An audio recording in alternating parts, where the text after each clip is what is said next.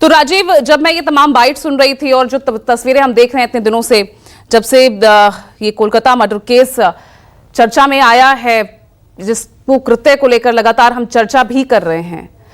सवाल मन में यही है कि आज 10-12 साल पहले जब निर्भया केस को लेकर फास्ट ट्रैक कोर्ट्स बनी थी, तमाम व्यवस्थाएं की गई थी, निर्भया फंड भी बनाया गया था, आज भी सवाल यही है कि कल हमने 78वां स्वतंत्रता दिवस मनाया,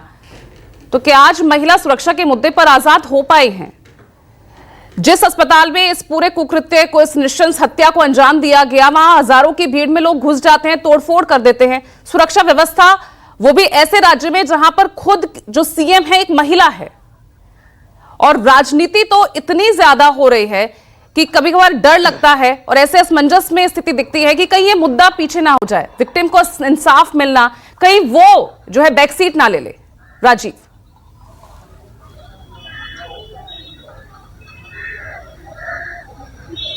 सही है, नीचे करें बड़ा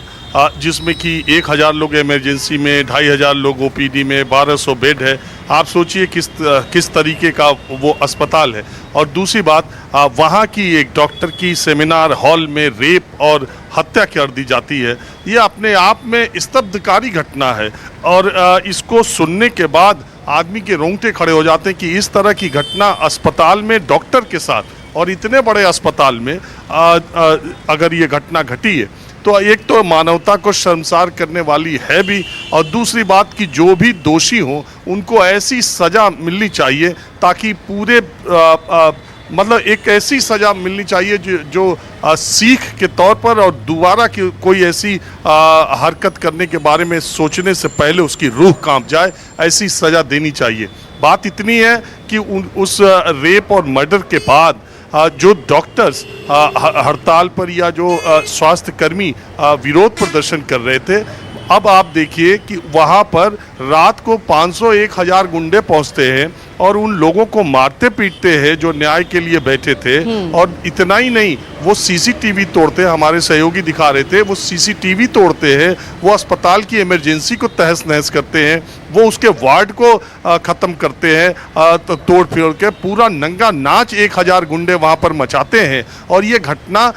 पश्चिम बंगाल की राजधानी कोलकाता में हो रही है, और ये सबसे बड़ी बात है कि राजधानी के अंदर हो रही है। जहाँ तक बात है टीएमसी, बीजेपी और कांग्रेस, मुश्किल बात यही है कि अपराधियों को, दोषियों को जल्दी से जल्दी चिन्हित करके, कोलकाता पुलिस कह रही है कि उसने अभियुक्त को पकड़ लिया, हालांकि ये जांच सीबीआई के पास चली गई, अब सीबीआई जांच कर रही है, लेकिन वो जैसे जांच पुलिस या सीबीआई या जांच एजेंसियां जांच जैसे करती हैं, अगर वैसे ही इस मामले में करती रहीं तो लोगों के सब्र का बांध टूट जाएगा। इस वक्त मैं एम्स के बाहर हूं और एम्स में भी अगर आप आएँ, अब आप सोचिए देश भर के सरकारी अस्पतालों में इस घटना की वजह से, खास तौर पर जो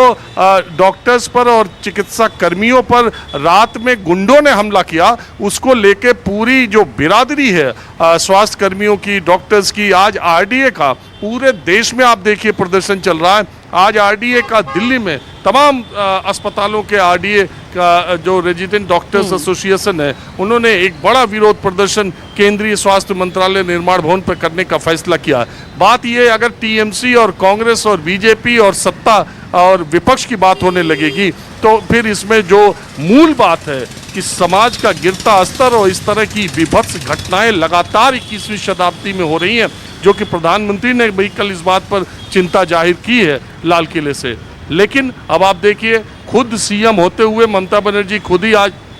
मार्च कर रही हैं, बीजेपी अपना विरोध प्रदर्शन कर रही है। अब ये सत्ता पक्ष और विपक्ष की बात होने लगेगी तो निश्चित तौर से उस शोर में उस परिवार को न्याय कितनी देर में मिलेगा। न्याय की बात, उसके खिलाफ दंड की बात ऊपर होनी चाहिए, सियासत नीचे होनी चाहिए, लेकिन सियासत इस मामले में पूरी हाई है। और आज देखिए आगे अभी होता भी क्या है। बिल्कुल, सियासत हाई, और इसी को लेकर हम सवाल भी पूछ रहे हैं